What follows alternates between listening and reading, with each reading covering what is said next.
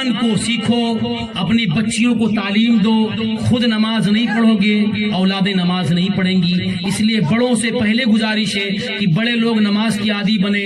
ان الصلاۃ تنہا عن الفحشاء والمنکر، میں اللہ تعالیٰ فرماتا ہے کہ نماز ایک ایسی عبادت ہے جو بے حیائی اور بری باتوں سے روکتی ہے۔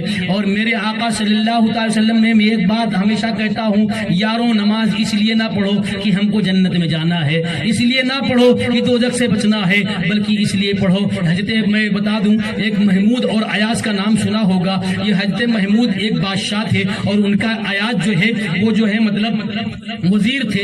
ایک مرتبہ کیا ہوا کہ محمود بادشاہ نے زکات نکالی۔ کیا کری؟ بولو یار، بولو بولو، تھوڑا سا میرے کو ایسا لگا کہ تم جگ رہے ہو۔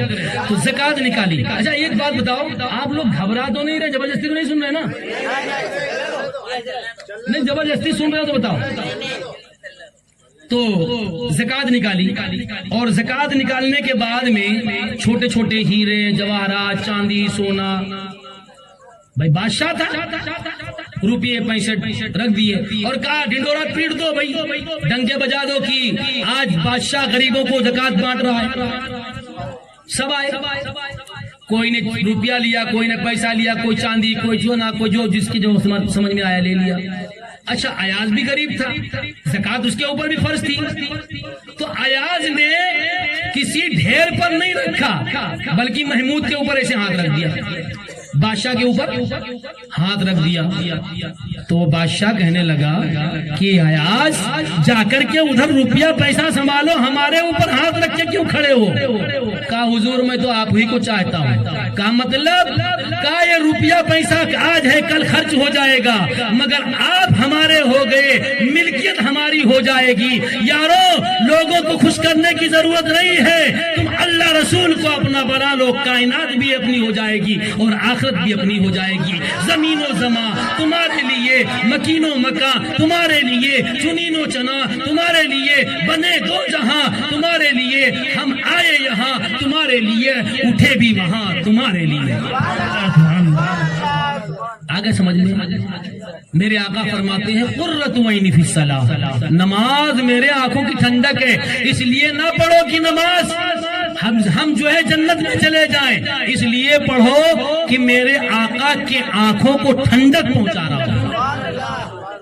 ہاں، اور نماز پڑھو تو رجوع کے ساتھ میں پڑھو، ایسا دل میں محبت خدا پیدا کرو، ایسا محبت خدا پیدا کرو اپنی۔ ایک بات بتا دوں، بہت چھوٹا سا نسخہ ہے مگر انشاءاللہ کون کون عمل کرے گا؟ ذرا ہاتھ اٹھاؤ۔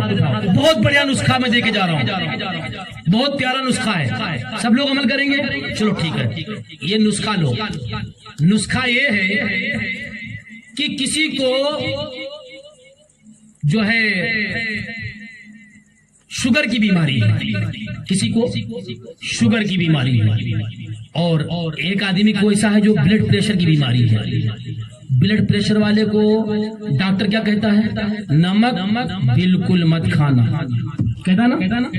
شوگر والے کو میٹھی چیز، شکر وغیرہ تو کھانا ہی مت، بند۔ چائے بھی ایسے پینا اور جو تیرے کو لگے مگر میٹھی۔ اچھا اب ایک بات یہ ہے کہ بڑے سے پلیٹ میں شوگر والا مریض بیٹھا ہے، اتنے بڑے پلیٹ میں گلاب جامن بھی ہے، رسگلہ بھی ہے، برفی بھی ہے، پیڑا بھی ہے، بڑے طرح طرح کے جو ہے مٹھائیاں لے کر کے آئے اور رکھے اور بیٹھے ہیں۔ اب جس کو شوگر نہیں ہے وہ تو اٹھا اٹھا کے کھا رہے، شوگر والا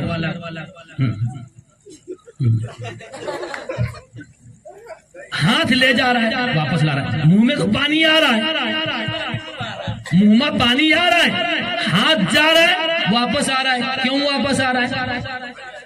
واپس کیوں آ رہا ہے؟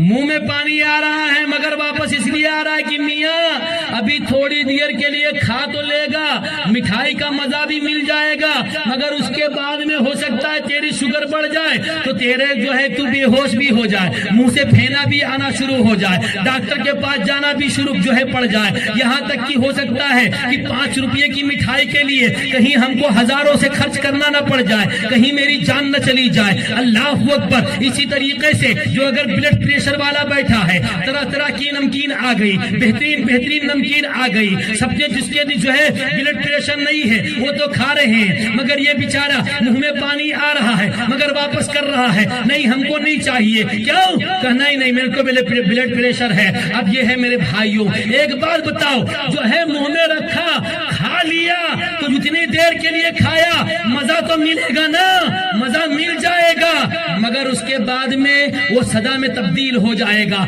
اور وہ کیسا سزا میں تبدیل ہوگا کہ تجھ کو اسپتال میں بھرتی بھی ہونا پڑ سکتا ہے، تیری جان بھی جا سکتی ہے۔ اللہ کے بندو ذرا سمجھنے کی کوشش کرو، اپنے دماغ کو لگاؤ، گناہ کرنا چھوڑ دو، آنکھ سے گناہ کیا تھوڑی دیر کے لیے مزہ ہے مگر زندگی بھر کے لیے سزا ہو جائے گی، جو اگر تو نے ہاتھ سے گناہ کیا تھوڑی دیر کے لیے مزہ ہے مگر زندگی بھر کے لیے سزا ہو جائے گی، دل سے گناہ کیا تھوڑی دیر کے لیے مزہ ہے مگر زندگی بھر کے لیے سزا ہو جائے گی۔ او نوجوانوں، رات رات بھر فون پر غیر محرموں سے بات کرنے والوں، اپنے آپ کو بچا لو، یہ تھوڑی دیر کے لیے مزہ ہے مگر زندگی بھر کے لیے سزا ہو جائے گی، یہی تمہارا فون تم کو جہنم میں لے جائے گا۔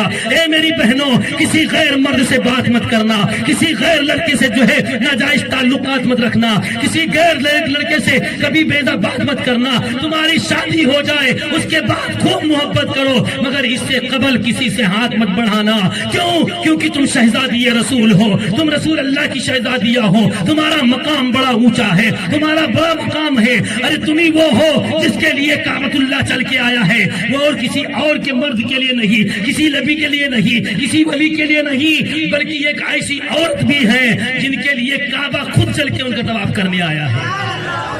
ہاں، وہ ایک عورت ہی ایسی ہے، مگر یہ ایسی عورت نہیں کہ گانا گانے کے لیے دے دو تو 1000